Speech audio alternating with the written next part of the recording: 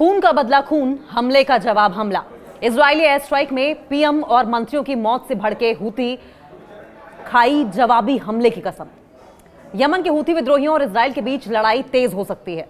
अपने पीएम और कई सीनियर अधिकारियों की इजरायली हमलों में मौत के बाद हूतियों ने इसका बदला लेने की कसम खा ली है। यमन में हूती विद्रोहियों द्वारा अब यूएन के 11 ऑफिसर्स की गिरफ्तारी की गई है और इस गिरफ्तारी ने पूरी इंटरनेशनल कम्युनिटी को चौंका कर रख दिया है, क्योंकि यह घटना यमन में चल रहे गृह युद्ध और अंतर्राष्ट्रीय शांति प्रयासों के संदर्भ में बहुत इंपॉर्टेंट मानी जा रही है।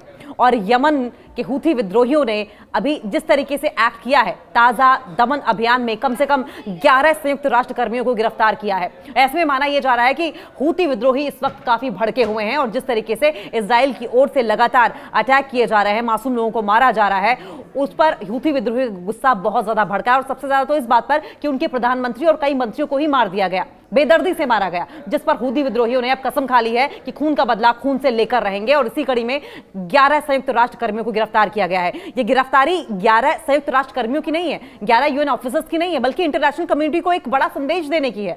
यमन के हूती विद्रोहियों ने रविवार को संयुक्त राष्ट्र कार्यालय पर पहले रेड की, छापेमारी की और कम से कम 11 यूएन ऑफिसर्स को गिरफ्तार कर लिया, जो कि इस ईरान समर्थित समूह द्वारा मानवीय कार्यकर्ताओं पर किए गए ताजा दमन का हिस्सा रहे हैं।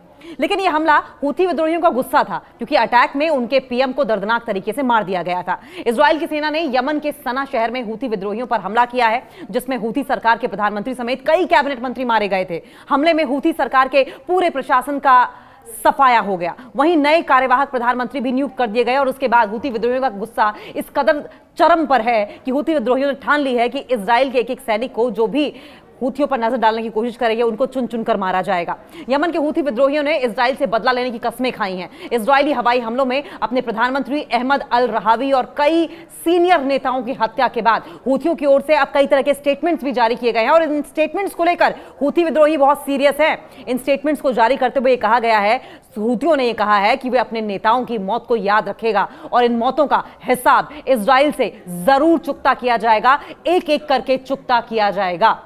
टेलीग्राम पर प्रसारित एक संदेश में हूतियों के समूह की सर्वोच्च राजनीतिक परिषद ने एक प्रमुख मेहंदी अल मशात ने कहा है कि हम अल्लाह यमनी लोगों को और शहीदों के परिवारों से इस बात का वादा करते हैं कि इजराइल से बदला लेंगे, चाहे जो हो जाए, इस बात का हम बदला लेंगे। मशात ने कहा कि इजराइल में अब कोई सुरक्षित नहीं है और ऐसे में वहां काम कर रही विदेशी कंपनियां देर होने से पहले इजराइल को छोड़ दें, नहीं तो अंजाम बहुत बुरा होगा।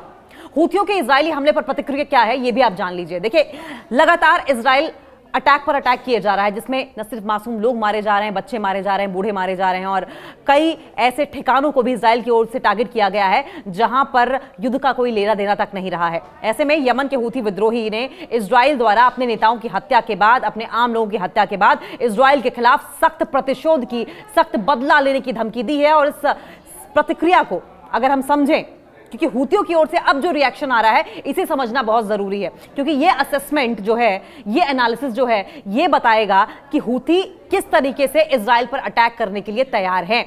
अब बात यह है कि एक तरफ हमास है, हूती है, हिजबुल्लाह है, कई वॉर फ्रंट्स पर इजराइल जूझता हुआ नजर आएगा। और अगर बहुत ही ज्यादा अग्रेसिव तरीके से, जो अग्रेसिव तरीका अब हूतियों के द्वारा अपनाया जा रहा है इजराइल की ओर से, इजराइल की तरफ, अगर अग्रेसिव तरीके से हूती भी मैदान में अड़ गए इजराइल के खिलाफ, तो इजराइल बहुत ही भारी संकट में पड़ जाएगा। देखिए, इस प्रतिक्रिया को समझने के लिए कुछ पॉइंट्स हैं, इन पर ध्यान देना जरूरी है। इजराइल द्वारा हूती नेताओं की पहले तो हत्या की गई। अभी देखिए, अगर रीसेंट रिपोर्ट्स देखें या रीसेंट इंसिडेंट्स को देखा जाए तो हाल ही में इजराइल के हवाई हमले में हूती समूह के प्रधानमंत्री अहमद गालिब नासिर अल रहावी और कुछ और बड़े जो वरिष्ठ अधिकारी थे और नेता थे, उनकी मौत हुई है। यह हमला गाजा युद्ध के बीच में हुआ था, जब इजराइल और फिलिस्तीनियों के बीच जो संघर्ष है, टेंशन है, वो तेज हो गई थी।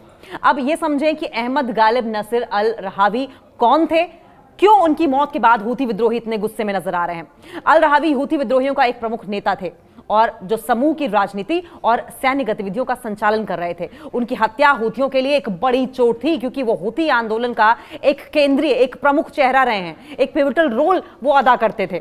हूथियों की प्रतिक्रिया इस हमले के बाद ऐसी आई है कि हूती नेताओं ने इजराइल के खिलाफ प्रतिशोध की धमकी दी है, बदले की धमकी दी है। उन्होंने कहा कि यह हमला कायराना था और इसके जवाब में हूती समूह इजराइल पर हमले बढ़ाने का इरादा रखता है। यानी कि ये जो हमले अब हूती विद्रोही कर रहे हैं वो अब और ज्यादा बढ़ेंगे, दिन पर दिन बढ़ेंगे और अग्रेसिव होंगे। यह हमला कायराना था, हूथी विद्रोही साफ कह रहे हैं। हूथी समूह ने इस हमले को अत्यंत निंदनीय बताया है और कहा है कि यह तो बहुत ही बुजदिली वाला काम था, क्योंकि यह सीधे तौर पर उनके राजनीतिक और सैन्य नेताओं को निशाना बनाया गया था। यह 1-to-1 ग्राउंड ऑन ट्रूप्स वाली स्थिति नहीं थी, ये तो पीछे से हमला किया गया, प्रतिशोध की धमकी दी गई है। हूथियों ने कहा कि वे अब इजराइल के खिलाफ अपने हमले तेज करेंगे और इसके लिए उनके पास पर्याप्त सैन्य क्षमता है, वो मिलिट्री पावर मौजूद है जिससे कि इजराइल से लोहा लिया जा सके। हूथी समूह का इजराइल के खिलाफ फिलहाल रुख क्या है, समझे आप इस बात को। हूथी विद्रोही समूह जो ईरान से समर्थन प्राप्त करता है, लंबे समय से इजराइल के खिलाफ विरोध कर रहा है। हालांकि ये उनका पहला मौका नहीं है जब उन्होंने इजराइल के खिलाफ सैन्य कार्रवाई की योजना बनाई है। ईरान का समर्थन प्राप्त है, इस वजह से भी हूथी थोड़े से स्ट्रांग नजर आ रहे हैं। ईरान जो शिया इस्लामी विद्रोही समूहों का समर्थन करता है, हूथियों को सैन्य सहायता और हथियारों की आपूर्ति करता है। आप समझे, एक तरफ इजराइल ईरान वॉर चल रही थी, दूसरी तरफ हूथियों के साथ भी इस तरीके से इजराइल जब अटैक किया तो पलटवार हूथियों की ओर से भी किया जा रहा है। और ऐसे में जब हूथी का साथ ईरान भी देगा तो कहीं ना कहीं हूथियों की पोजीशन जो है वो इजराइल के अगेंस्ट मजबूत नजर आएगी। और ऐसे में जैसा कि हम पहले भी कह रहे थे कि कई वॉर फ्रंट्स पर जूझता हुआ इजराइल नजर आएगा।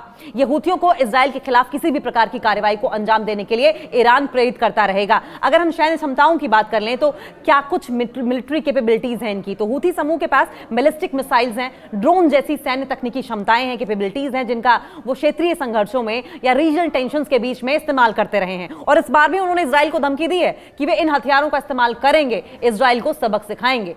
मानवाधिकार की अगर बात करें, ह्यूमन राइट्स की, और अगर रीजनल टेंशंस की या क्षेत्रीय स्थिति की बात करें तो यमन में चल रहे गृह युद्ध ने देश को भारी तबाही की ओर ढकेल दिया है। हूथी विद्रोही समूह की कार्रवाइयों के परिणाम स्वरूप रिजल्ट ये रहा है कि यमन में लाखों लोग मानवीय संकटों का सामना कर रहे हैं। मानवाधिकार की स्थिति क्या है वहां पर? हूथियों द्वारा किए गए हमलों और इजराइल के साथ उनके प्रतिशोध की धमकियों से यमन में और अधिक अनस्टेबिलिटी पैदा हो सकती है। गाजा युद्ध का असर क्या है? गाजा में हो रहे संघर्ष ने पूरे मिडिल ईस्ट को उबाल कर रख दिया है और हूथी समूह द्वारा इजराइल के खिलाफ प्रतिशोध की इस योजना इस संकट को और बढ़ा सकती है। और अगर इजराइल अपनी हरकतों से बाज नहीं आया तो जाहिर है कि बारूद के ढेर पर बैठा हुआ मिडिल ईस्ट नजर आएगा। इजराइल के खिलाफ क्षेत्रीय गठबंधन भी है। देखिए, हूथी और इजराइल की अगर बात करें तो हूथी विद्रोही समूह का इजराइल के खिलाफ रुख उनके क्षेत्रीय गठबंधनों से जुड़ा हुआ है। ईरान, सीरिया और लेबनान की हिजबुल्लाह जैसे समूह भी इजराइल के खिलाफ काम कर रहे हैं, जो कि हूथी के फेवर में जाएगा। सऊदी अरब और अमेरिका की अगर बात करें तो दूसरी ओर सऊदी अरब और अमेरिका जो हूथी विद्रोही के खिलाफ हैं, इजराइल के समर्थन में खड़े हैं। इससे क्षेत्रीय राजनीति और संघर्ष और ज्यादा डिफिकल्ट हो जाएगा।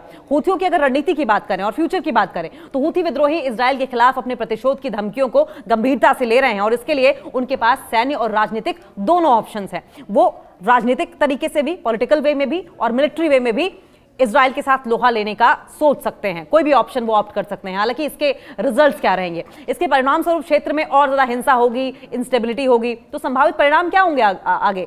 देखिए, अगर हूथी इजराइल पर हमले बढ़ाते हैं तो इसका असर न केवल यमन पर बल्कि पूरे मिडिल ईस्ट क्षेत्र पर पड़ेगा, क्योंकि इससे दोनों देशों के बीच में सैन्य संघर्ष बढ़ सकता है और नागरिकों के लिए संकट और गहरा हो जाएगा। तो हूथी विद्रोही समूह की इजराइल के खिलाफ जो प्रतिशोध की योजना है, ईरान का एक तरफ समर्थन भी है और क्षेत्रीय राजनीति के साथ जुड़ी हुई है ये।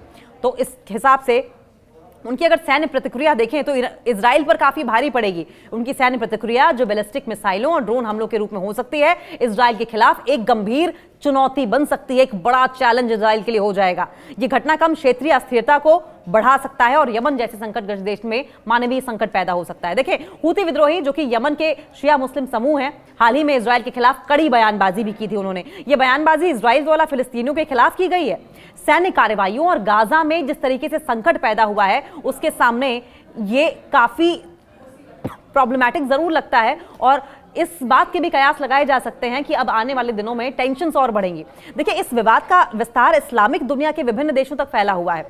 इसकी चपेट में सिर्फ कुछ मुस्लिम कंट्रीज नहीं आएंगी, कई मुस्लिम कंट्रीज आएंगी और हूथी विद्रोहियों ने अपनी तरफ से इजराइल को पहले ही वार्निंग दे दी है और उसे खुलकर निशाना भी बनाया है। हूथी विद्रोहियों का इजराइल को लेकर अगर बयान की हम बात करें तो देखिए, हूथी विद्रोहियों ने इजराइल के खिलाफ एक मजबूत बयान जारी किया जिसमें उन्होंने इजराइल को तलवार की धार से खतरा बताया है। उनका यह बयान गजा में इजराइल की कार्रवाई और वहां पर जिस तरीके से नृशंस स्थिति के को लेकर दिया गया था, उन्होंने इजराइल के शासन को आतंकी करार दिया है और कहा कि अब इसे बर्दाश्त नहीं करेंगे।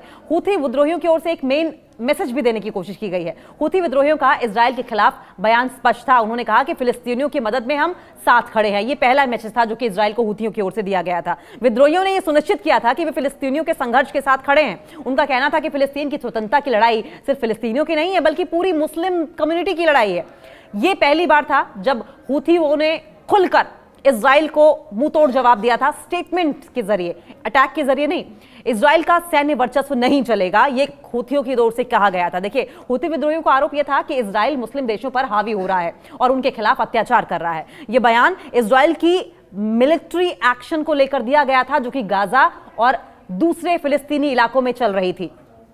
और इसके अलावा हम युद्ध के लिए तैयार हैं, बार बार हूथी विद्रोही ये कहते रहे और इजराइल को चेतावनी देते रहे कि वो युद्ध के लिए तैयार हैं, वे हर हालत में युद्ध के लिए तैयार हैं। उनका कहना था कि अगर इजराइल ने फिलिस्तीनियों के खिलाफ अपनी कार्रवाई को नहीं रोका तो वे संघर्ष में सक्रिय रूप से शामिल हो जाएंगे। तो देखिए, गाजा, फिलिस्तीन हो, हर जगह हूथी विद्रोही खुलकर इजराइल के सामने खड़े होते नजर आए हैं, लोहा लेने की बात करते रहे हैं और किसी भी हालत में इजराइल के सामने घुटने टेकने की बात से इनकार करते रहे हैं और अटैक का जबरदस्त रिटेलिएशन के साथ जवाब दिया है, मुंहतोड़ जवाब दिया है। और ऐसे में अगर एक और स्टेटमेंट की बात करें तो हाल के हमलों की अगर बात की जाए तो हूथी विद्रोहियों ने इजराइल को अपनी ओर से हमलों की धमकी दी है। उन्होंने घोषणा की कि यदि इजराइल ने फिलिस्तीनियों के खिलाफ अपनी सैन्य कार्रवाई को जारी रखा तो वे भी इजराइल के खिलाफ अपनी शक्ति का इस्तेमाल करेंगे।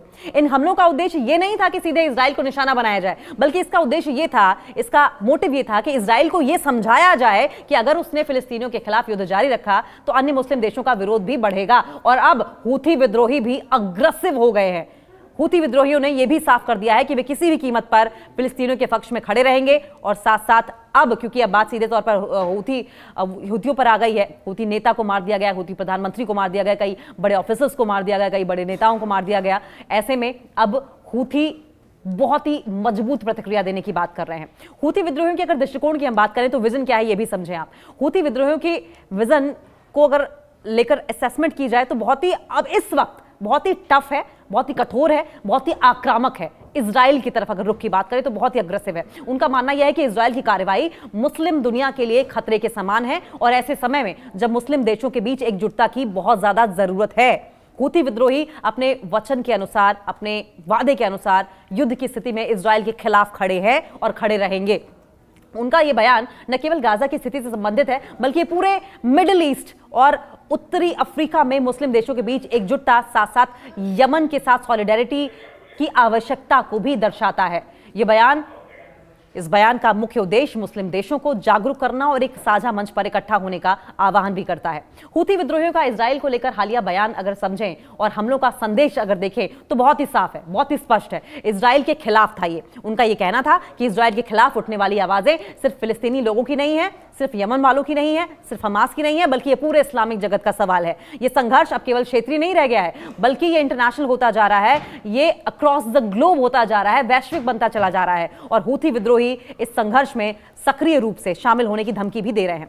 देखिए, और अब क्योंकि बात उनके देश पर आ गई है, बात उनके अस्तित्व पर आ गई है, तो जाहिर है कि लीविंग नो स्टोन अनटर्न कहा जाता है इंग्लिश में। हूथी विद्रोही अब कुछ यही पैंतरा अपनाते हुए, कुछ यही टेक्निक अपनाते हुए नजर आएंगे। ये बयान अब इस्लामिक देशों के बीच एकजुटता और समर्थन की आवश्यकता को उजागर करता है, खासकर उन परिस्थितियों में जब मुस्लिम दुनिया को लगता है कि इजराइल का प्रभाव बढ़ता चला जा रहा है। ऐसे में अब खून का बदला खून, हमले का बदला हमले से लेकर हूथी विद्रोही इजराइल पर राशन पानी लेकर चढ़ते हुए दिखाई दे रहे हैं। इस बीच इजराइल एयर स्ट्राइक में जिस तरीके से पीएम और मंत्रियों की मौत हुई है, उससे हूथी विद्रोहियों द्वारा इजराइल को खत्म कर लेने की कसम खा ली गई है, जिससे यह माना जा रहा है कि मिडिल ईस्ट अब बारूद के ढेर पर खड़ा हुआ आने वाले दिनों में नजर आएगा अगर मीडिएशन की तमाम जो कोशिशें की जा रही हैं वो असफल हुई तो।